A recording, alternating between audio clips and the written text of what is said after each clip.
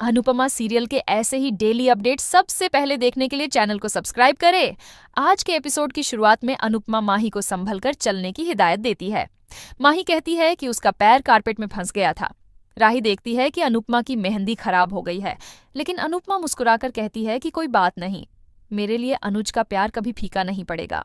अनुपमा राही को भरोसा दिलाती है कि उसकी शादी के इस खास दिन को वह किसी को खराब नहीं करने देगी। अनुपमा कहती है कि अगर अनुज होता तो राही की शादी बड़े धूमधाम से करता, लेकिन वह भी राही की शादी में कोई कमी नहीं रहने देगी। ख्याति राही को उसकी ड्रेस साफ करने के लिए कहती है। राही जाती है। अनुपमा माही को गुस्से में देखती है। वहीं दूसरी तरफ गौतम राही पर गलत नजर डालता है। इसके बाद गौतम और राही टकरा जाते हैं। अचानक राही का बैलेंस बिगड़ जाता है और गौतम उसे पकड़ लेता है। राही डर जाती है। गौतम कहता है कि आप इस घर की बहू बनने वाली हैं, तो जमाई का ध्यान रखना तो फर्ज बनता है। गौतम राही की ड्रेस पर लगी मेहंदी साफ करने को कहता है, लेकिन तभी राही को उसकी नीयत का एहसास होता है और वह बिना झिझके उसे जोरदार थप्पड़ मार देती है। गौतम गुस्सा और हैरान हो जाता है।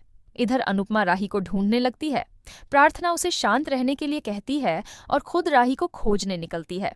दूसरी ओर गौतम आग बबूला हो जाता है और राही से कहता है कि उसे थप्पड़ मारने की हिम्मत कैसे हुई। राही गुस्से में कहती है कि मुझे तुम्हारी नीयत पर पहले ही शक हो गया था, लेकिन अब मैं तुम्हारी ये सच्चाई सबके सामने लाकर रहूंगी। राही गौतम को बेनकाब करने का फैसला कर लेती है, लेकिन गौतम उसे रोकता है और धमकाता है कि कोई भी उस पर यकीन नहीं करेगा, क्योंकि वह कोठारी परिवार का दामाद है। वह कहता है कि उसने परिवार में इज्जत और भरोसा कमाया है। उसने ऐसी इमेज बनाई है कि कोई राही की बात पर यकीन नहीं करेगा। राही कहती है कि इमेज बनाई होगी, लेकिन तुम्हारा कैरेक्टर 2 कौड़ी का है। राही और गौतम के बीच बहस शुरू हो जाती है।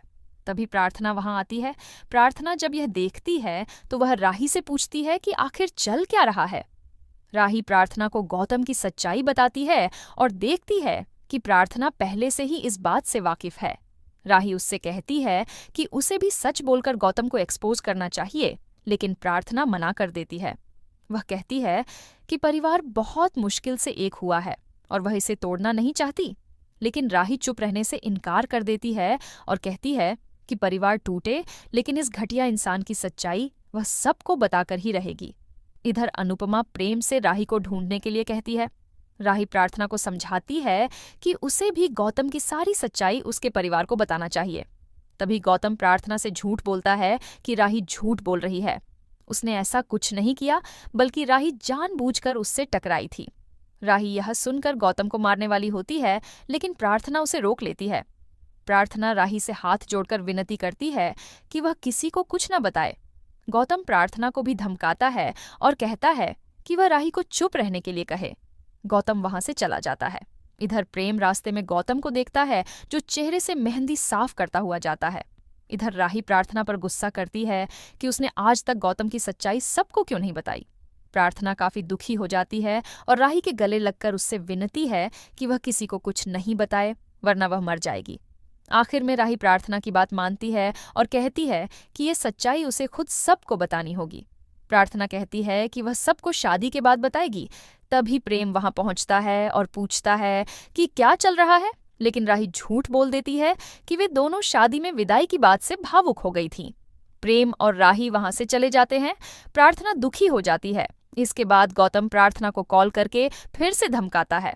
प्रार्थना कहती है कि 2 घर तो डायन भी छोड़ती है, राही तो इस घर की बहू बनने वाली है, उसके साथ तो ऐसा नहीं करना चाहिए था। गौतम गुस्से में कहता है कि तुम पर भी राही का असर आ रहा है, लेकिन वह ये याद रखे कि अगर उसने किसी को कुछ कहा तो वह पराग का नाम खराब कर देगा। कोठारियों का सारा बिजनेस वही संभालता है, अगर उसका दिमाग खराब हुआ तो वह पराग को सड़क पर ला देगा। इसके बाद गौतम राही से थप्पड़ का बदला लेने का सोचता है और राही सोचती है कि वह घर जाकर ये सच्चाई अनुपमा को बताएगी। दूसरी तरफ ईशानी राजा से बात करती है कि वह उसे इग्नोर क्यों कर रहा है। राजा कहता है कि मोटी बा ने उसे मिलने से मना किया है और वह जल्द ही उसकी शादी कराने वाली है। ईशानी दुखी होने का और रोने का नाटक करती है। वह कहती है कि फिर मेरा क्या होगा, तुम हमारे प्यार के लिए स्टैंड कब लोगे। राजा परेशान हो जाता है। ईशानी ये सब देख रही होती है। दूसरी तरफ जिस मेहमान ने अनुपमा की बेइज्जती की होती है, वही उसे अपने बेटे की शादी में केटरिंग का ऑर्डर देने की बात कहती है। अनुपमा उसे अपना कार्ड देती है और तोशु को समझाती है कि ऐसे मांगने से बिजनेस नहीं मिलता, हमें ईमानदारी से अपना काम करना चाहिए। इसके बाद अनुपमा राही की विदाई के बारे में सोचकर इमोशनल हो जाती है, लेकिन वह राही से रोने के लिए मना करती है। अनुपमा और राही सेल्फी लेती है। तभी प्रेम वहां आता है और उनकी सेल्फी में शामिल होता है। इसके बाद हम देखते हैं कि प्रेम को एक कॉल आता है, जिससे प्रेम चौंक जाता है। प्रेम गुस्से में पराग के पास जाता है। पराग पूछता है, क्या हुआ? प्रेम पराग को कहता है कि जो इन्वेस्टर हमारी कंपनी में इन्वेस्ट करने वाले थे, उनको आपने रोक दिया। ये सुनकर अनुपमा और राही चौंक जाती है। प्रेम गुस्से में कहता है कि हमारे प्रोजेक्ट में कोई कमी नहीं थी, सिर्फ एक कमी थी कि वो मेरा, राही का और अनु मैम का प्रोजेक्ट था। वाह, बहुत अच्छी रिश्तेदारी निभाई आपने मिस्टर कोठारी। क्या किसी और का बिजनेस में आगे बढ़ना आपको बर्दाश्त नहीं होता? या खानदान की जगह अपनी काबिलियत के दम पर कोई आगे बढ़ता है तो ये आपको बर्दाश्त नहीं होता? कहिए कोठारी साहब, इस मेहरबानी की कोई खास वजह? प्रेम कहता है कि आपकी चुप्पी बता रही है कि कहीं न कहीं आप में थोड़ी सी शर्म बाकी है। तभी गौतम बीच में आता है और कहता है कि ये पराग ने नहीं, मैंने किया है। सारे कॉल्स, सारे सिग्नेचर और सारे डिसीजन मैंने लिए थे, क्योंकि कोठारी सिर्फ बिजनेस में इन्वेस्ट करते हैं और अनु की रसोई बिजनेस कम और चैरिटी ज्यादा लग रहा था। प्रेम गौतम को जवाब देने वाला होता है, तभी अनुपमा प्रेम को रोकती है और कहती है कि कोशिश हमारी थी, लेकिन पैसे इन्वेस्ट करने का निर्णय उनका है। अगर वो अनु की रसोई में पैसे इन्वेस्ट नहीं करना चाहते तो ये उनकी मर्जी है। हम वापस कोशिश करेंगे और नया इन्वेस्टर ढूंढ कर लाएंगे। राही भी अनुपमा की बात पर सहमति जताती है और कहती है कि ये फैसला गौतम ने लिया है, इसमें पराग अंकल को कोई गलती नहीं है। इस पर प्रेम कहता है कि गौतम सिर्फ प्यादा है और प्यादे अपनी मर्जी से चाल नहीं चला करते। असली खिलाड़ी सिर्फ मिस्टर पराग कोठारी है, जो हर खेल पर्दे के पीछे रहकर खेलते हैं, लेकिन मैं इनकी हर चाल को समझता हूँ।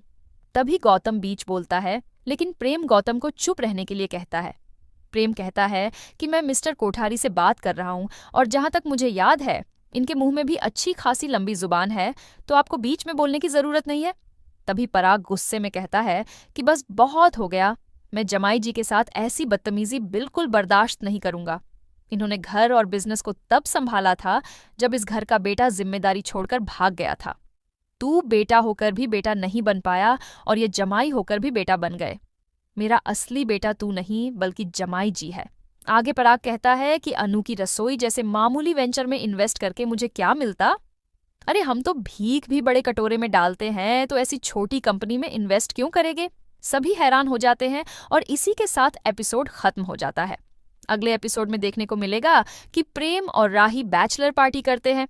दोनों अलग अलग घर में पार्टी कर रहे होते हैं, लेकिन राही प्रेम की पार्टी में जाकर चौंक जाती है क्योंकि वह प्रेम को किसी लड़की के साथ डांस करते हुए देखती है।